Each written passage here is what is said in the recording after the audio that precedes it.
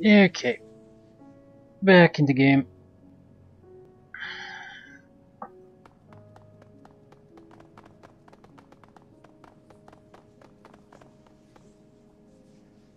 An expensive consumer-grade computer terminal awaits your input.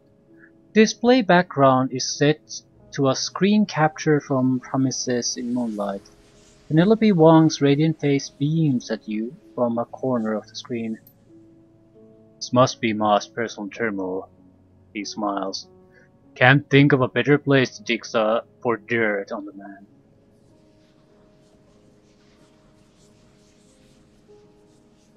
Log in as guest, I guess.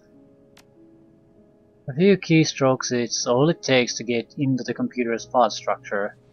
With the high-tech security door in his apartment, it seems Ma never bothered to encrypt his machine.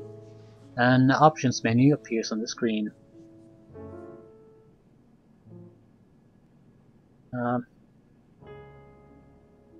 Unlock the office door. With a push of a button, you unlock the office door from the other side of the room. An ominous thunk reverberates throughout the cold steel apartment. I read. Email. You read through Ma's email. Most of it is spam and boring business arrangements, but one detail stands out. Neville Ma is frequently emailing a woman named Ku Feng. They seem close, exchanging a lot of thinly veiled flirtation. It appears that Neville has been lavishing Ku Feng with money and affection. Expensive gifts, rent checks, miserable attempts at poetry, seeing to it that her every need is met.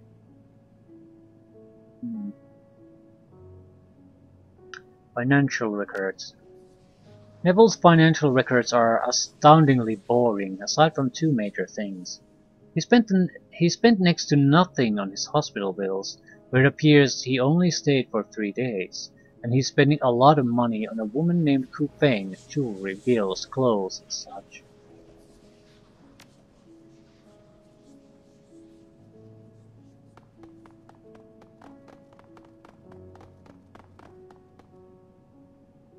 Why is it so cold in here?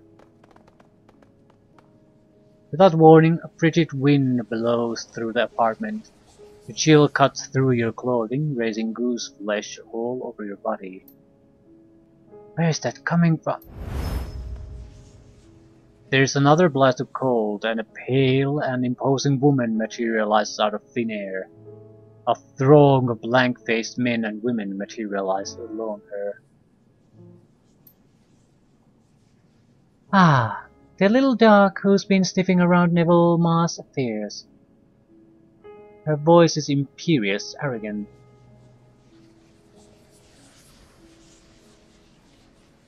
Ku Feng, I presume. She nods. Just so. My servants have been watching you since you arrived.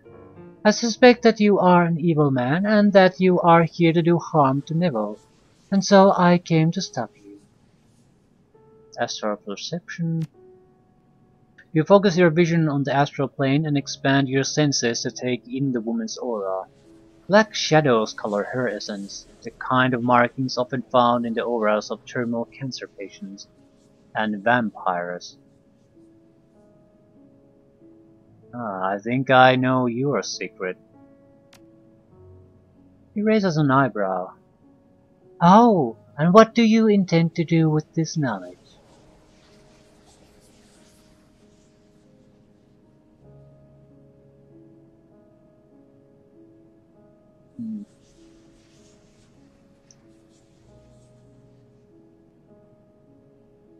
I forgot what the mission actually was. Yeah,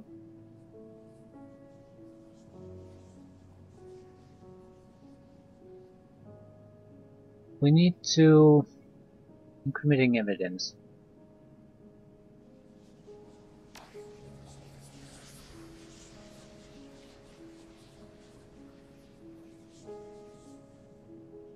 I don't know. I think that I need to know more about you before I decide.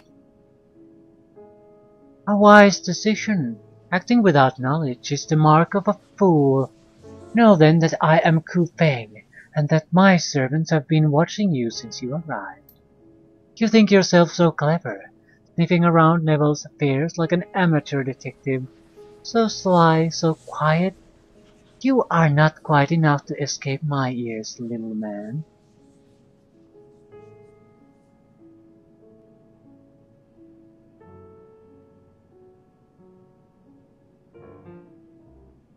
I couldn't be less interested in hurting Neville, lady. I'm just here to finish a job. If that is true, then it is a shame. You have seen my face and you know what I am. Naturally, I cannot allow you to leave, and you can't afford to fight me here for fear of police involvement. She lifts her chin imperiously. Perhaps we can settle this in a more civilized manner? A face-off in a neutral location, if you accept my challenge.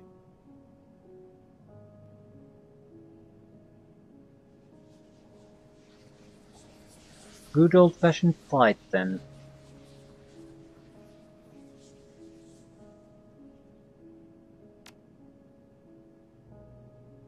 Very well. She steeples her fingers. As for the terms, if I win, you willingly submit to my influence. You become my pawn. And if you win, we'll cross that bridge when we come to it. She nods, grinning. Wait 15 minutes for the sun to go down, then come to the roof. We'll settle this there, like gentlemen and ladies.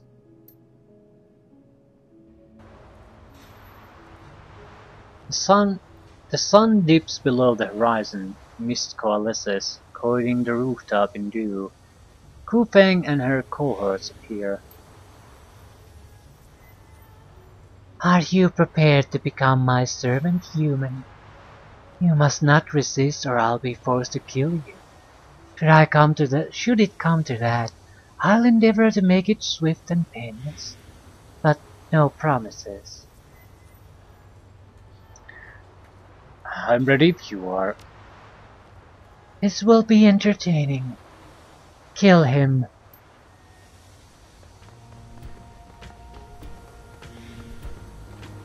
I have no idea what powers vampires have, but she has a formidable group of friends. Civilian friends.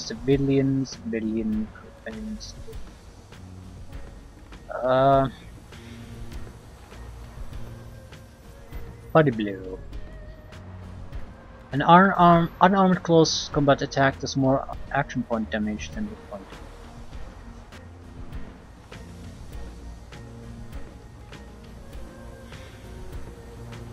Subdue. Duncan can subdue and zip tie a stunned enemy, taking them out of fight. Ooh, maybe we should try stunning the civilians instead of turning this into a bloodbath. How do you stun people anyway? Body blows.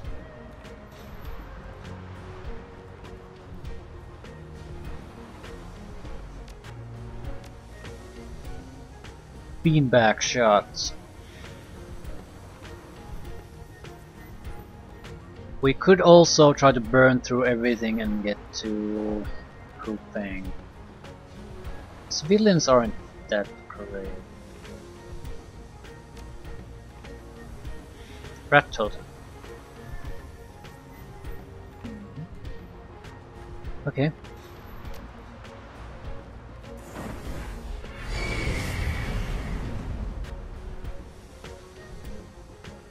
Ah, shit. No. Yeah, this is fine. What do you know?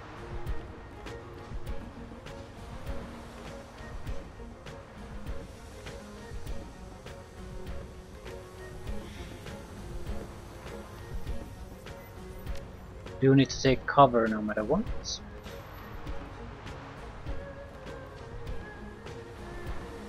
Ah, fuck this. There was a summon spirit there.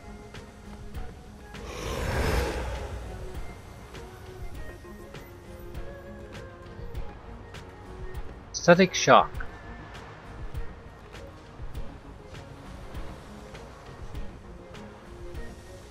Eventually could disable the civilians.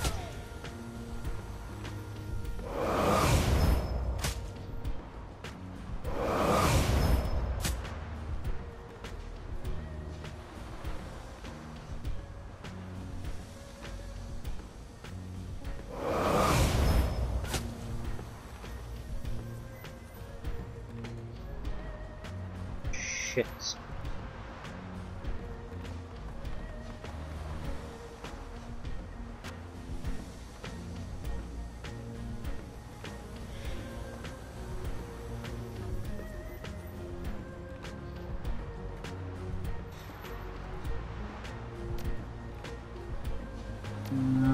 I'd like to get into a flanking position if I can. At the same time, don't know if we want to go too close to those plastic things. I mean, mainly the vampire. We could try to do body blows.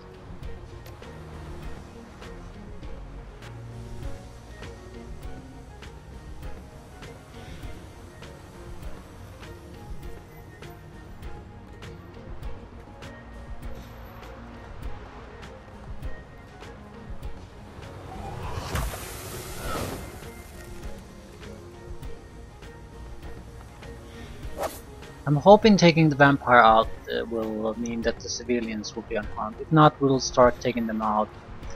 Not necessarily killing them, but try to knock them unconscious. I'm hoping the spirits will basically get most of the attention here.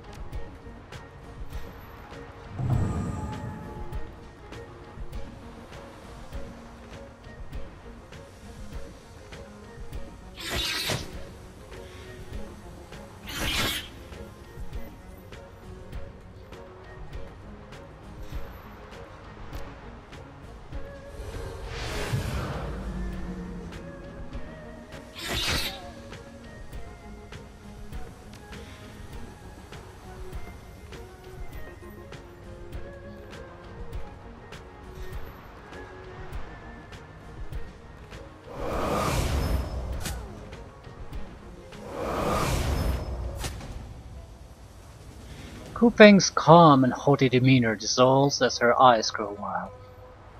Wait, wait! I surrendered! Don't kill me!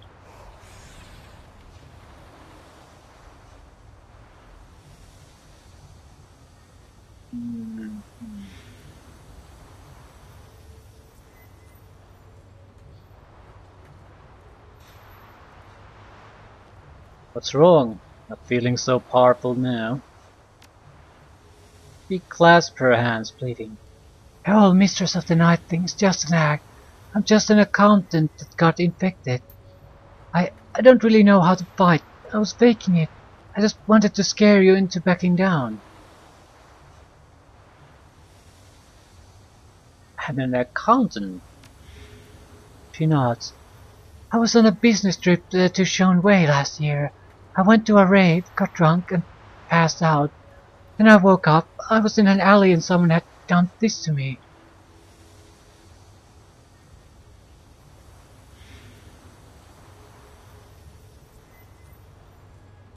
So you, what, decided to embrace the whole vampire thing?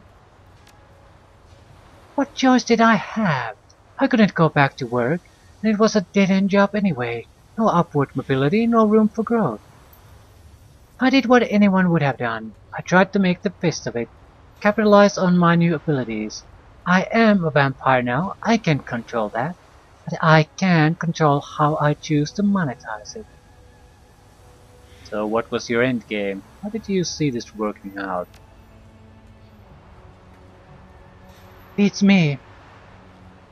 It's not like have a rulebook for this or anything. I'm just making it up as I go along. Who knows, maybe I could eventually become the vampire queen of Repulse Bay.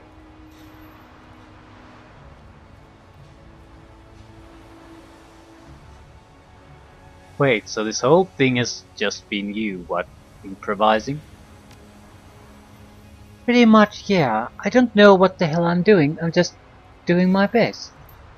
She looks away in shame. Her voice goes flat. Look, if I'm ever found out, I'll be killed for bounty money. It was either this or get gunned down by a vampire hunter.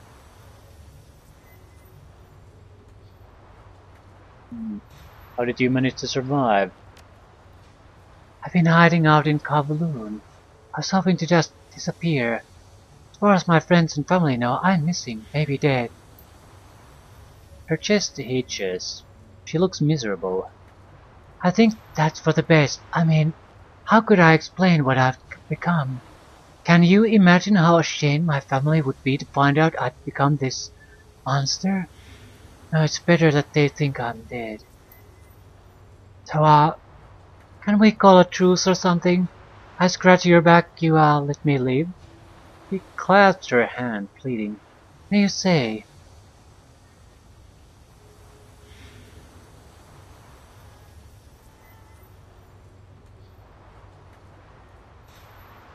We're not here to kill a vampire, are we? We're here to sabotage the guy's operation. I think we might be able to work something out. She nods eagerly. Yes, yes, anything! Just tell me what you need. I want to ask some questions first. I'll tell you whatever you want to know. You ask the questions and I'll answer. No lying, I promise. Yeah, that's cool. How are you and Neville Ma connected? I happened to be in the same hospital that he was, trolling for a meal. I don't like to drink blood from unwilling people, so I go to hospitals at night looking for people who don't mind if I take a sip. People in comas, patients with terminal illnesses, that kind of thing. It makes me feel better about what I have to do. So I wandered into this room, and I recognized Neville Ma. I'd seen him in the news, seen photos of the accident. He was in a really bad shape. A lot of broken bones, internal injuries, but somehow he was still conscious. So you offered to help. Well, I knew that if I gave uninfected people my blood, they'd be able to heal like I did. Just not as fast. I'd figure that out early and by mistake, but it can come in handy from time to time. So when I saw that Neville was conscious, I decided to make my grand appearance. I materialized in the room and told him that I'd make him a trade. I'd fix him up, good as new, but he'd owe me some favors for it. I wasn't specific about how many favors or what kind. He agreed. Actually, he leapt at the chance to become my spawn. I guess that when you are all broken up like that, you'll do just about anything to get better. The deal was done, and we got along. I think he's charming. He thinks I'm funny, and he doesn't care that I'm a vampire. He told me that he gives me nice things because he likes me, and not because he owes me his life. Oh, very sweet. What's it like to be a vampire? It might become in handy if we have to meet others of her kind. It's we can easily tell between bullshit and truth. About the same as being a person. The human metahuman vampiric virus is like any other disease, except instead of coughing I can go out during the day. It's not all bad though. I can turn into mist, and I'm a lot stronger than I used to be.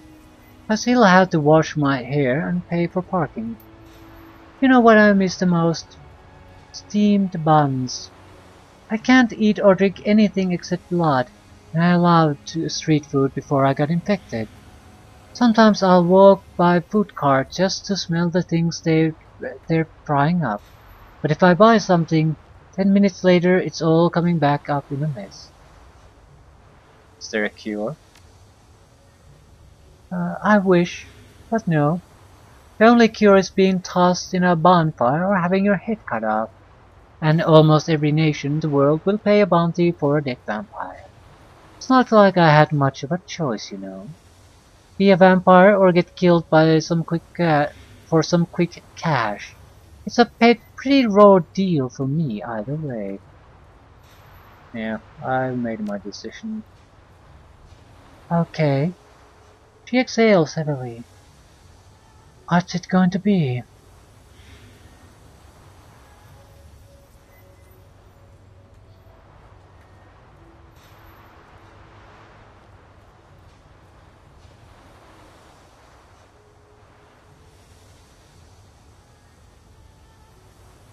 Uh, get rid of Penelope Wong, she's the main star. Go into hiding, what would that wouldn't achieve our goal. You're going to live up to your potential and I'm going to help.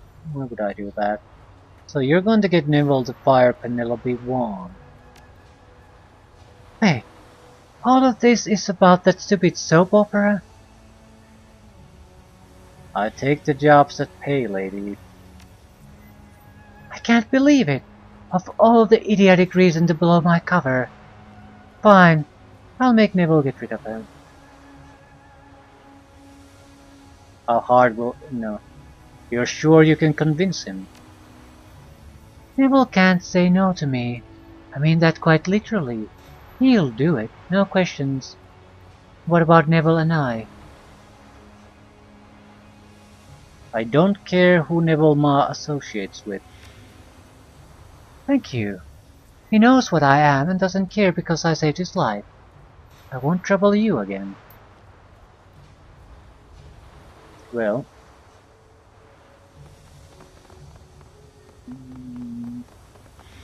job's done.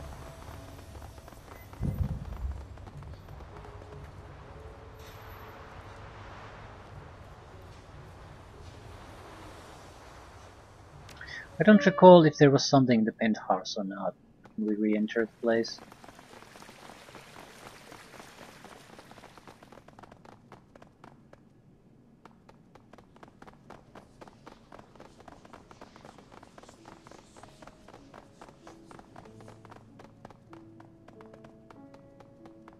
So it's probably blood. I don't want to drink it. This is not a good way to do these things. It's not like it's so abnormal that every time you give the option, it's immediately the reaction is what is the angle that the designer is going for, and I feel that's a shame. The other option would be to have some kind of normal option and only use some kind of specialty option here and there. So you would get some kind of a routine. You wouldn't find those little options given to you suspicious.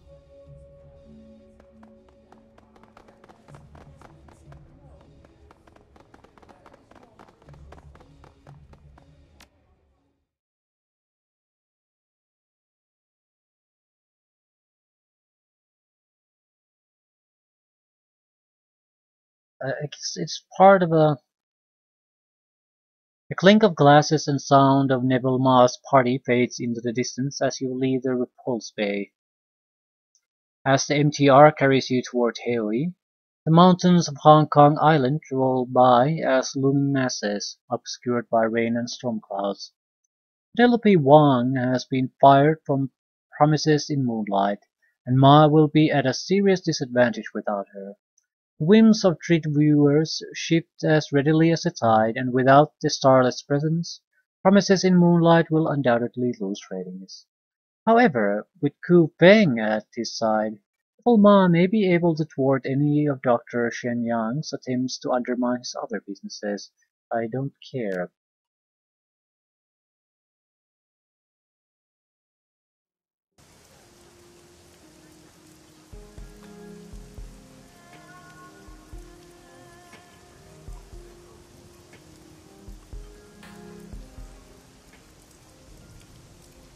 It's kindly Cheng.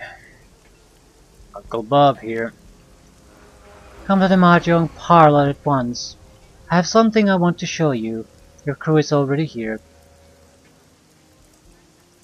I'll be there right away.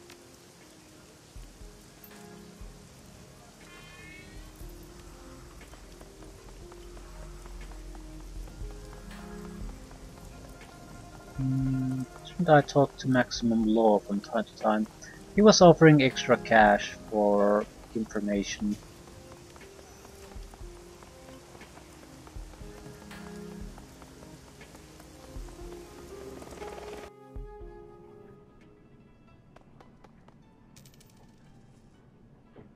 Shen Yang is busily puffing away on a foul-smelling cigar, his comlink in one hand. His eyes flash with anticipatory glee as he sees you. Dr. Shen Yang greets you in the name of all producers. How did the shindig go? I've got the information you wanted. You explain the night's events, from start to finish. As you speak, Shen Yang's face grows ever more incredulous, until finally his mouth is left hanging half open. Slowly places the cigar in a nearby ashtray and shakes his head in disbelief. It has got to be one of the single strangest stories I've ever heard. Vampires in the treat industry. What a nightmare. Can't believe you let that leech keep sucking on Neville. Big ace to have in his pocket.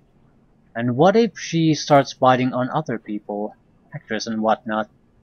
Not an optimal outcome, but I guess it's okay. You got me Wang, and that means his show's dead. Alright kid, I'll send payment to your metrics drop. You earned it.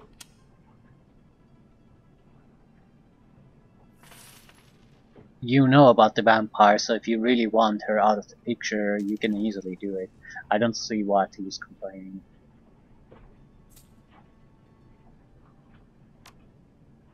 Dr. Shenyang is about to speak, but his comlink begins to buzz. Irritated, he answers it and switches to speaker mode. Yeah, who is it? What do you want? Nibble Ma. Hello, Shenyang. I just wanted to let you know that I've released Penelope Wong from her contract. If you're still interested in her, she's all yours. Also, I hope your business is doing alright. I'd heard you'd had some problems with cash flow. If you need a loan, I'd be happy to help. Dr. Shenyang eyes the image of Neville Ma with deep suspicion. You don't sound too mad, Nev. What's the catch here anyway? You must have the next big thing lined up already. Oh, Doctor, there's no need for it. Do you want to know why I keep winning our little contests? And you're always playing catch-up. It's because you think people like Miss Wong actually matter. They don't. Stars are crafted, molded out of talent, yes, but ultimately constructed. With enough time and effort, anyone can be made into a star. It's just a question of manipulating public perception. Maybe so, but I got her now, and your show's dead in the water without the star. What do you think of that, eh? I think that I'm going to do what any good soap opera producer would do.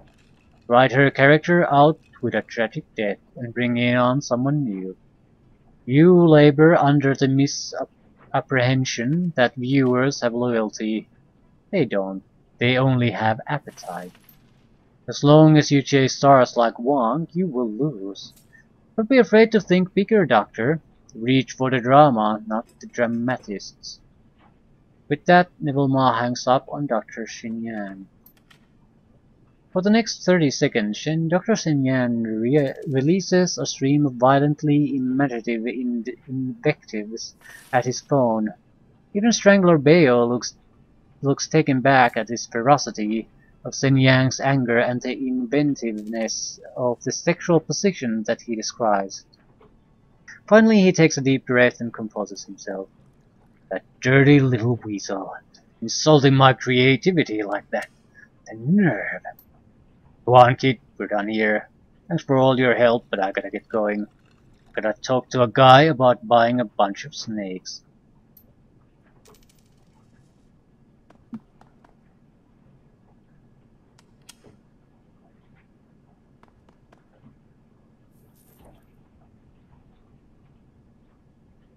As you walk through the mahjong parlor, you see your crew waiting for you, clearly uncomfortable to be so close to the triad boss. Then you see why. Currently Cheng's cheeks are flushed and glowing. She's already hit the bottle pretty hard.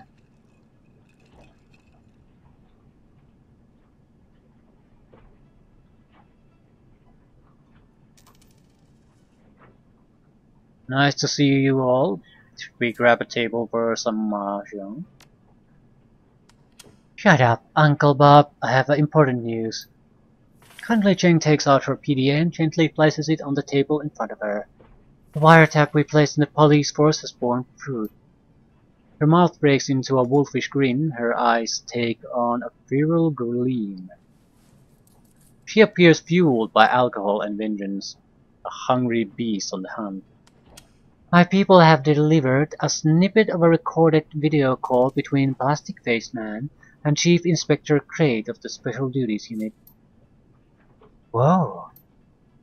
This should be good. Should we take a seat? Unfortunately, it's only a snippet. There were some technical difficulties with the tab. She glances at Beo, who nods back at her. The person responsible has been sacked. Cheng reaches out a liquored fingernail, hunts for the button she's looking for, and stabs it in victory. There's a loud crackling noise at the beginning of the recording, followed by a squelching squeal that makes Gubbet cover her ears in pain. When the video recording begins, the man's voice sounds far away, as if he's talking through a thick pane of glass. The woman's is louder, closer. Say that again. There's something wrong with this line. I said my client isn't interested in hearing more excuses, Inspector. That's what I thought you said. I'm not making excuses, mister. I have a department to run. Not for much longer if those two Westerners aren't found. They are linked to this Raymond Black somehow, and my client wants them out of circulation immediately. The two runners are his accomplices too, the little orc and the dwarf with the cyberdeck. Gubbet looks at Isabel wide-eyed and swallows hard. Isabel winks back reassuringly. I am aware, Inspector. Thank you. We don't know how much any of them know, and my client is adamant that the risk be mitigated immediately. I've already made this the SDU's highest priority. If Josephine wants more resources on it, I'm going to need allocations from elsewhere in the department. That is a problem that can be easily dealt with. My client wants this over, now. No more excuses. No more fuck-ups. No more cups floating in the river. Aunt Li Cheng smiles at that and pours herself a shot. Tell her we're redoubling our efforts. Very good. Dead or alive, you bring them to me. My client requires my personal verification that the threat has been eliminated. Hang on. This line is getting worse. There's a sharp crackle and the recording ends. Finally Cheng picks up her PDA and puts it away with a smile. She unscrews the cap of her bottle and pours herself a shot with a flourish.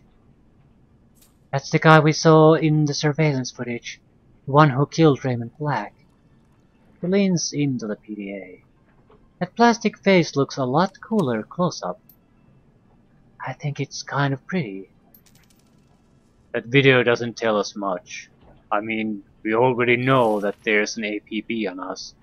All we're sure of now is that the man with the plastic face is definitely working for someone else, this Josephine.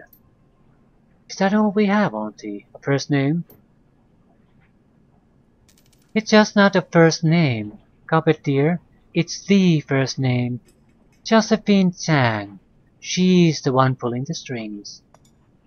Kindly drowns her shot and slams the glass upside down on her table. That diseased riddled duckfucker. I should have known it was her from the beginning. She drums her fingers on the table in front of her. And she's had nerve to call down the heat on my runners, on Nightjar. Oh, that scabrous fossil is going to pay. So, friend of yours? Cheng makes a wet hacking noise in the back of her throat and spits on the floor. She's the CEO of Cheng Mechanical Services and a member of the Hong Kong Executive Council. Her face turns to a mask of disgust. Josephine Duck fucking Chang. What is Cheng Mechanical Services? Josephine's baby.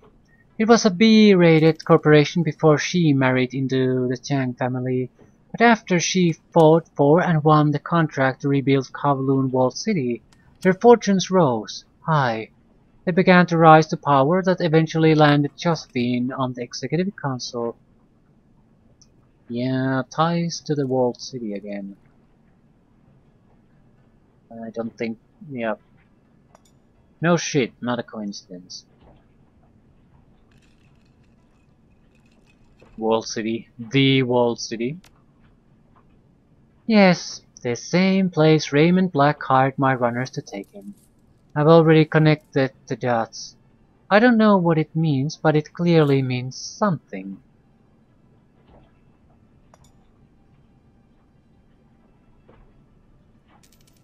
Okay, what do you think the connection between Josephine Chang and this plastic-faced man is?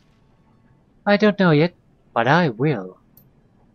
He called her his client. That may be some sort of lead we can follow.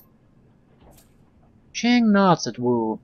Her glance lingers at his biceps a moment before continuing. Right now, all we know is that he is her instrument, and the one who killed Raymond Black. Raymond is not dead. Yes, you may have mentioned that before, Gansho. She smiles at him reprovingly. Regardless, the plastic-based man is still our best lead for figuring out what's going on. So, do you know anything more about Josephine? She was Hong Kong Philanthropist of the Year in 2054 and 55. Children's hospitals, homeless shelters, food distribution centers. Good causes, and the kind that get good PR because people are too lazy and myopic to look for the real people doing the hard work, the face-to-face with the poor work. Don't be so cynical, Isabel. Auntie Cheng smiles at her sweetly. Coming face-to-face with the unsanitized for video poor is distasteful, dear. You know that. Her face gets stony. Beyond being a CEO and a philanthropist, I also know that Josephine Tang is a lying, conniving bitch. Yeah, sounds like you two have a history. Whatever gave you that impression, my sweet? Her wolfish smile returns. Yes, my darling, I don't like Josephine Tang, and I'm going to fuck her up. I'm going to fuck her up bad. Care to elaborate? No. She picks up her bottle of swill. Its turpentine fumes drift your way. Not now, not today. But you'll be there, my darling. I'll make it a party. So let's cut to the chase. What's our next move? There's nothing we can do to touch Josephine Chang, as much as I hate to admit it. But the plastic-faced man is a different story. He's a third-party operative who's been careless, and he'll live to regret it. Her little black eyes turn stony. For a while. If Chang thinks she can take out two of my runners and get away with it, I'm going to have to explain things to her. He pulls out a thin black cigar and runs it beneath her nose. We're going to find the plastic-faced man, and we are going to hurt him. We'll hurt him until we know everything he does, and then we will use that to strike back at Josephine Chang. She lights her cigar and takes a deep, deep pull. You will have your vengeance, and I will have my... Own satisfaction. He turns away and picks up the bottle. Now get out, I have work to do.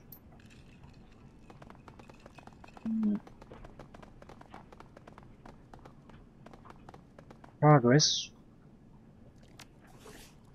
Yeah, I'm gonna get some rest. See if we can get more progression in the sleep thing. We get awarded karma yet? Maybe. 8 points is this. Okay, we need more conjuring. Yeah. We might be able to get new spells with the extra conjuring point.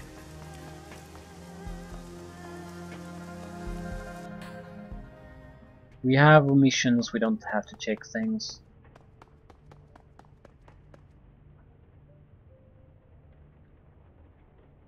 A stabbing pain in your stomach jolts you awake. Your entire abdomen is cramping up. You roll in your cot, willing the shooting pains that radiate from your stomach to go away. Your mouth is bone dry and your tongue is swollen. It feels thick and inarticulate, like a useless slab of meat. A quick glance at your PDA tells that it's 4 AM. Outside of your cabin, the rest of Haoi sleeps. All that you remember of the dream that you awoke from is a horrible unfulfilled yearning, and a need to get where you were going first. Others were behind you. You could feel the heat of their breath on your neck. If you were to beat them to your destination, you could slam the door in their faces, keep them out and away from what was yours. But if they overtook you, you would feel that terrible longing forever. As you grasp at your last fleeting memories of the dream, a wave of exhaustion washes over you. Feels like you've been drugged. You collapse back into your cot and into a black, dreamy sleep. When you open your eyes again, the sun filters in under your door. It's morning.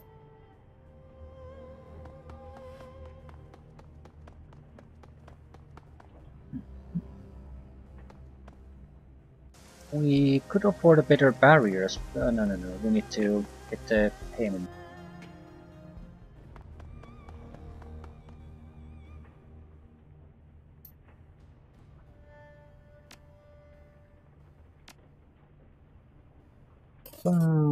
Good work out there, kid. Here's the money. 1,100.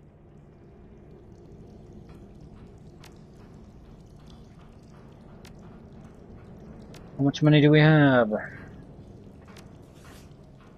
2,800.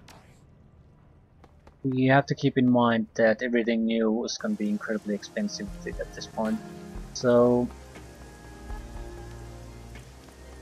we might want to stock up on cash. Otherwise we can't afford anything really good.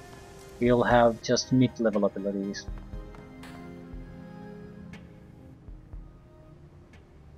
A sight, unexpected from the Windows slapdash product display, strikes you as you walk through the shop. Everything is clean, unusually clean. Not spotless, a nearby food plate resting atop a small collection of books speaks to that, but otherwise, piles of journals and notebooks and books from before are, for the most part, on shelves, organized. Shopkeeper is nowhere to be seen. You don't remember whether an open sign was on the front door, but the handle turned easily enough. Someone must be here. Yeah, she's standing right in front of you. You hear a thump, followed by a loud shit. Crafty leaps up from behind the counter, rubbing the top of her head, a cluster in her other hand. Duster. Her eyes widen when she sees you. Uncle Bob! Wow, wow, you have been busy. I feel like I walked into another dimension. Crafty waves your comment away.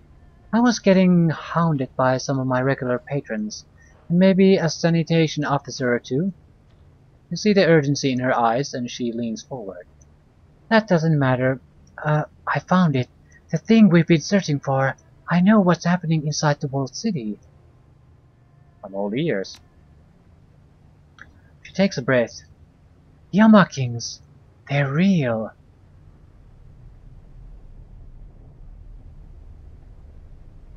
That's a big leap from imaginary monsters. Crafty's eyes hold your gaze with an unshakable intensity. I'm serious. You know me, I'm the last person to start believing in Santa Claus, much less my mother's ravings.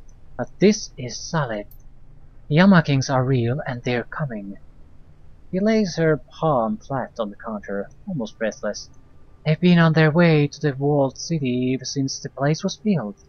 The dreams, they're portents of their coming, omens manifested as dreams. Still, just think about it. The strange things we've been dreaming, the sensations, the hunger, asleep or awake, it affects us all the time, anywhere. The connection? We're all in or near the walled city, itself a beacon for disaster. Something or some things have noticed the city, and now we're noticing them. Okay, so it has been the Yamakings all along. Not quite. I don't think the Yamakings are the cause of the walled city's corruption. They're the effect. Something in the walled city is so polluted, the feng shui of the place, that it's acting as a magnet for malevolent astral beings. Mom was right. There's something at work in the walled city. I don't know if it's the cause or something else. A curse, yeah. But there's something deeply unnatural at work in that place. Her words shake. I'm sorry, Mother. I thought I was closing my eyes to your madness, but all I did was prevent myself from seeing the truth, from seeing what was unfolding right in front of me. Can the Yamakings leave the walled city? Why would they? The curse, or whatever it is that's attracting the Yamakings to the walled city, has turned the city into an ideal hunting ground. With a practiced sweep of her hand, she tucks a strand of hair behind her ear. A foggy handprint slowly disappears from the counter where her hand was pressed. Have you ever heard of terraforming? It's an old science fiction idea. You make a planet, like the moon or something, and into an Earth-like environment to support human habitation. That's what's happening in the walled city, only in reverse, on an astral level. I think that pent-up toxic ki, the walled city, is turning the place into an extension of the Yamaking's home plane, making the environment there hospitable for them. They won't range beyond it for the same reason why you won't leave a bathysphere in a deep ocean. But as we've seen, the corruption is spreading. It's already starting to seep into Hawaii. If left unchecked for another 30-40 years, who knows what might happen? So these are the things that broke your mother. Yamakings aren't directly responsible for Mom's corruption. It was caused by the root problem, that which attracted the Yamakings into the city in the first place. The poison at the bottom of the well. Whatever it is, it's been there from the very beginning, and it's in no way natural. People did this.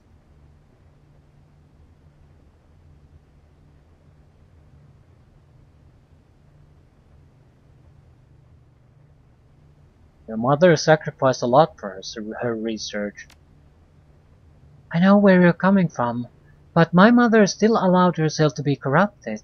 She put herself in the way of devil, and it took her. Not a second thought for anyone else. Her research has given us valuable resource, but I'm glad these journals, these pieces of her mind, can be used to arm ourselves against the Yamakings. The knowledge it's given us will help in the trials to come.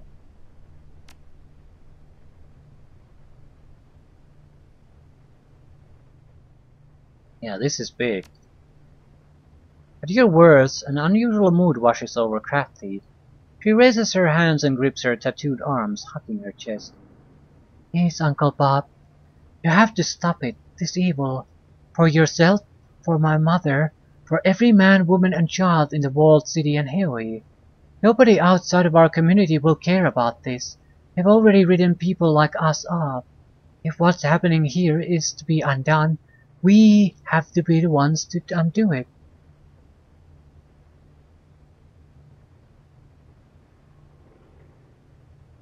You know?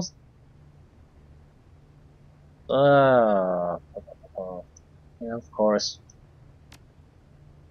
You watch her grip relax. Her shoulders ease. Thank you. Really, thank you. Hmm, nothing new. I think I'd like to wait for Acid Bulb 3. We need more conjuring for it, but it's clearly better and the price difference isn't massive. Because if we just buy the previous ones, I'm not sure if we can get much money back out of it. Maybe we can get about 50% of the cash back. It's not exactly terrible, but still it's a waste. We need to upgrade our haste to... Well, no matter how I look at it, we're going to save a little bit of cash so we can afford a decent upgrade instead of just a minor one.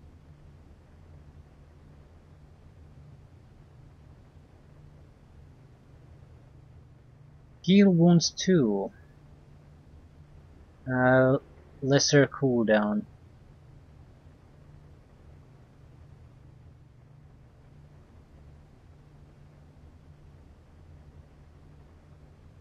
Oh.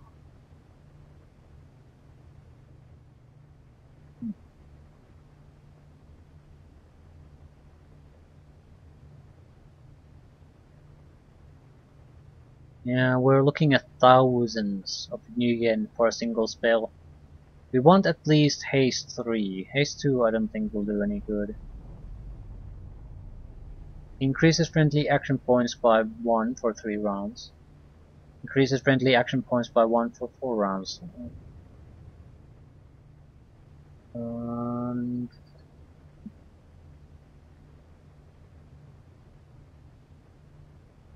could get a lightning barrier. Set 5 medium cover barriers that last 3 rounds. Anyone that enters takes 7 hit points of damage and 1 action point of damage. Not a bad ability. I'll hold off on that. Willpower and spell casting. Charisma and spirit control. Hmm.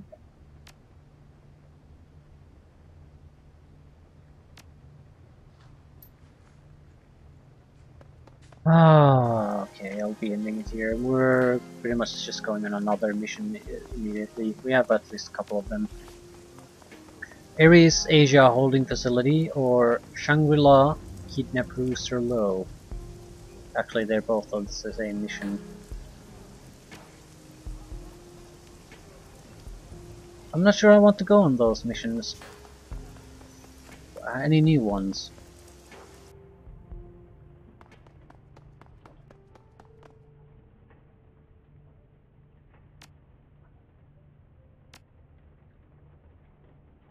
From Gobbet. Hey Seattle. I think I can add a little context to that thing between Auntie and Josephine Chang. You know, the thing that makes Auntie hit the sauce and talk revenge. This combo of stuff I heard and stuff I put together myself, so your mileage may vary. For years, the Yellow Lotus acted as tax collectors within the walled city. Since the walled city was built by Josephine Chang, and the Yellow Lotus was run by Auntie Chang, they must have had working business relationship, for a while at least. From what Nightjar told me, he was her favorite, you know. Auntie was known as a real up-and-comer back then. She was on the fast track to be the next Yellow Lotus, 438. That's a big deal gig, Seattle. Money and power galore. Now, you need to know that there were a lot of triads and corps doing this in the walled city. All sort of stuff. Sometimes they work together nicely, and sometimes people get bloody. The way that I heard it, Auntie came up with some sort of grand plan to consolidate business in the walled city. The power would be split between the Yellow Lotus and Chang Company, and everyone else would get cut out. If her plan worked, Auntie would rise in the Lotus like nobody's business, and Josephine Chang would make a long bank. There was a catch, though. In order for the plan to work, both women would need to jump through a lot of hoops. There'd be street-level maneuvering and power plays on Auntie's side, and blackmail and negotiations on the corporate level from Josephine Chang. My info gets sketchy here. From what I've pieced together, went behind Auntie's back and took her plan to her boss, a 438 named Wong Lun Fat. They cut kindly out of her own plan. Why'd Chang do that? My guess is that she saw Auntie as some sort of a threat. People in the know say that Wang Lung Fat is weak and greedy. She can be manipulated if her palm remains well greased. Long story short, power was consolidated in the walled city just like Auntie planned. Only she didn't wind up getting any of it. Her climb up the Lotus ladder came to an abrupt halt. She's still a straw sandal, just like she was before Chang backstabbed her, and now she's stuck in Heoi like a fly in amber. I'd be pissed too if it were me. More notes. Crafting Zoo. While I was blazing through my mom's journals, something struck me. We spent so much time reading about the walled city that we haven't thought to look at it, to paint a picture with the information we've been gathering. So I confronted a friend of mine, Riley, a decker, and asked her to pull some data for me. The results were surprising, and for what it's worth, I think we're onto something. Riley dug up records of things like reported sleep disturbances, psychotic breaks, HKPF responses to cult activity, etc. She found that they all form a classic bullseye heat pattern around the walled city. She couldn't find any data from within the walled city itself, but the outside data was still enough to establish a pattern inside the slum. This has got to be more than a coincidence. It's too unnatural to be attributed to anything else. I don't know what it means yet, but I've got my nose to the books. I'll let you know when I find out. One other thing. The last email I sent you, the one with my mother's notes, I went ahead and reread it, and that took me back to the source text, and I was able to pull something else from her list. This isn't much, but it seems to be pretty consistent across her ramblings. If I'm reading right, it's kind of like a set of rules that govern the interactions of the Yama Kings. It's surprisingly bureaucratic if I'm reading it right. The most interesting tidbit is this. There's something here about the kings being unable to back down in a deal. It's like, if they give an inch, they forfeit everything. From what I'm reading, the Yama Kings have their own code of laws, but they don't have to follow them unless you know how to call them on it. Like, they break the rules all the time, but if you can't cite chapter and verse on rules which they're breaking, it doesn't matter to them. Approach from a place of wisdom though, and you can bind them with their own laws. Anyway, this is all really arcane stuff, but I think that there might be something here. I can't vouch for any of it, obviously. When you take a step back, it all sounds like crazy talk. But one thing that I can tell you for certain, my mother believed it was true. If anything else comes up, you'll be the first to know. Makes sense.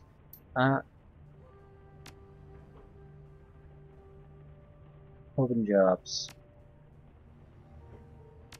Yeah, we have one job.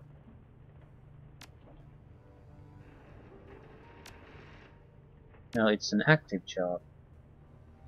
A restaurant job. What the hell is this?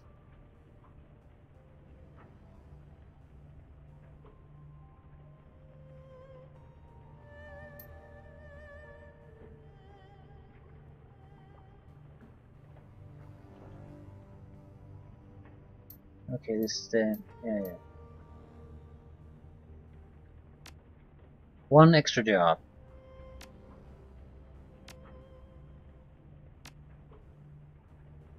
Geomantic sabotage. Geomance is a big business in the free enterprise zone. Here in Hong Kong, Feng Shui isn't just the act of rearranging your kitchen to make things look pretty. Fortunes of empires rise and fall with the ebb and flow of qi, and sometimes that flow needs a helping hand. Yeah, wuxing. I recall this.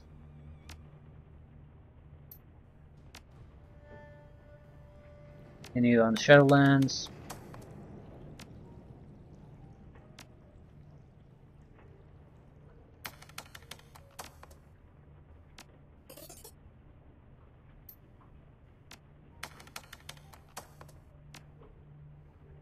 Looking for a dicker, want to trade eyes.